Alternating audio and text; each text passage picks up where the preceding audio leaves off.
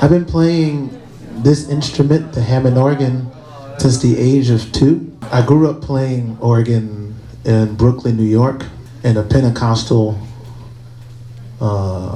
Christian Kojic church. I mean, back in those days, when I was younger, I listened to all different types of music, but being in a church culture gave me an opportunity to play consistently week after week. I got into jazz studies around 13 or 14 years old.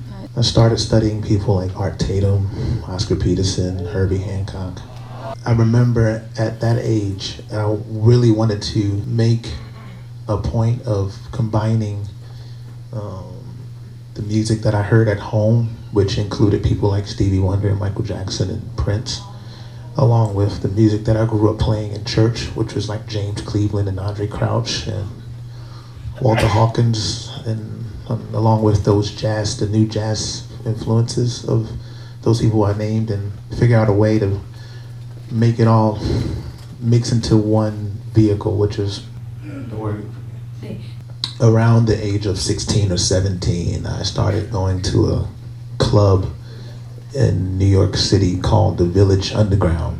And there I was introduced to a whole different scene of music, which included all the worlds that I listened to, plus this new emerging soul world, I should say.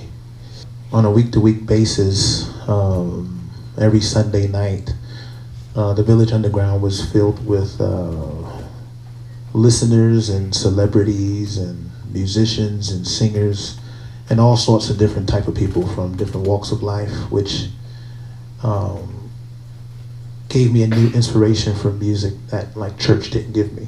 It was at the Underground I got my first professional gig with one of my mentors, Kenny Garrett, and I started around the age of 18 or 19 years old, touring with him for about 2 or 3 years straight. From there, I was able to just make small steps in with my career and found ways to be able to make music with all different types of people and all different types of musical markets, ranging from different genres, from rap to country, to jazz fusion. Had the opportunity to work with like P. Diddy and people like Bruce Springsteen, and just got really into a nice little motion of success, starting around after about 22 years of age, and that led to me joining Snarky Puppy. At the same time, I released my own individual records, and I've always wanted to be my own artist since a little kid.